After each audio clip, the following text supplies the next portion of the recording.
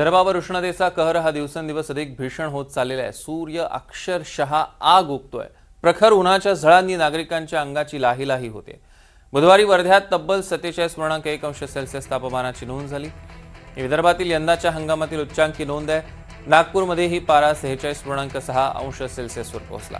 विदर्भातील बहुतांश शहरांनी 45 अंशांचा टप्पा पार केलेला आहे। अकोला, अमरावती, चंद्रपूर, यवतमाळ या शहरांमध्येही तापमान 45 अंशांच्या पुढे गेले आहे। तापलेल्या जमिनीतून निघणाऱ्या उष्ण लाटांमुळे जनजीवन पूर्णपणे विस्कळीत झाले। दुपारच्या वेळी रस्ते अक्षरशः ओस पडलेले आहेत। अत्यावश्यक कामाशिवाय कोणीही घराबाहेर पडत नाहीये। या संदर्भातले अधिकचे अपडेट्स आपण घेणार आहोत। तर निलेश बंगाले आपले प्रतिनिधी आपल्यासोबत जोडले गेले आहेत। निलेश, काय अपडेट्स आहेत? नक्कीच सौरव, आपण जर बघितलं तर वर्ध्याला आज जो आहे उष्णतेचा रेड अलर्ट देण्यात आलेला आहे। आणि खरं म्हणजे गेल्या 12 वर्षाचा उष्णतेचा निचांक जो आहे तो वर्ध्याने काल मुडीत काढलेला आहे। या अगोदर 2012-13 मध्ये वर्ध्याचं तापमान जे आहे 47.7 अंश सेल्सिअस इतकं नोंदवलं होतं आणि 12 वर्षानंतर काल 47.1 पूर्ण असं जे तापमान हे नोंदवलं गेलेलं आहे। खरं म्हणजे उष्णतेने कहर केल्यामुळे सकाळी 9 वाजतापासूनच वर्धा जिल्ह्यातील रस्ते जे आहे सामसूम होताना दिसत आहे आणि दुपारी 12 ते 4च्या दरम्यान जर सगळ्या जिल्ह्यामध्ये संचारबंदी लागली की काय अशी स्थिती निर्माण होत आहे। खरं म्हणजे वर्धा जिल्हा हा समुद्र किनाऱ्यापासून दूर असल्याने येथील आर्द्रता कमी आहे, त्यामुळे जमीन लवकर तापते। अँटी सायक्लोनिक स्थिती जी आहे, हवेचा दाब वाढल्यामुळे हवा खाली दाबली जाते आणि ते अधिक गरम होते। परिणामी हीट डोम तयार होऊन जे वारे आहे हे गरम होते आणि त्याचा परिणाम जो आहे तो आता वर्धा जिल्ह्याला उष्णतेने ग्रासल्याचं आपल्याला पाहायला मिळत आहे। खरं म्हणजे 18 लोक जे आहेत हे जिल्ह्यातल्या विविध भागामध्ये उष्माघातावर उपचार जिल्ह्यामध्ये घेत आहे आणि आरोग्य विभागाने सुद्धा आता मार्गदर्शक सूचना ज्या आहेत त्या जारी केलेल्या आहे। नागरिकांनी खबरदारी घेणं गरजेचं आहे, काळजी करणे गरजेचं आहे।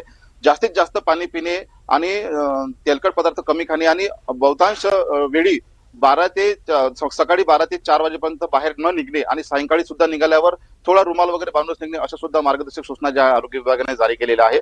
सौरभ, या ठिकाणी प्रामुख्याने सांगावं असं वाटेल की याचा सर्वात जास्त फटका जो आहे ना तो शेतकऱ्यांना आणि शेतमजुरांना पडलेला आहे। कारण सकाळी 9 वाजतापासूनच जमीन इतकी तापून जाते आणि उन्हाचा एवढा प्रचंड असा त्रास तयार होत आहे की त्यांना म्हणजे शेतामध्ये काम करणं सुद्धा मुश्किल आहे। त्यामुळे त्यांच्यावर सुद्धा एक बेरोजगारीचा प्रश्न या ठिकाणी उपस्थित होत आहे। या उन्हामुळे असंख्य जे प्रश्न आहेत ते निर्माण होत आहेत। सौरभ, निश्चितच निलेश, त्यामुळे तुम्ही सुद्धा काळजी घ्या। तुर्तास धन्यवाद आपण दिल्या सविस्तर अपडेटसाठी।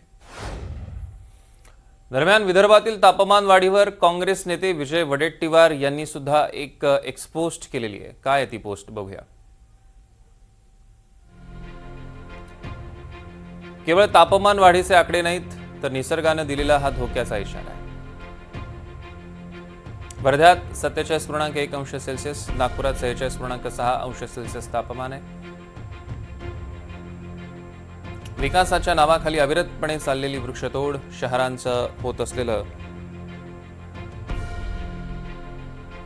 सिमेंटीकरण याला प्रामुख्यानं कारणीभूत आहे।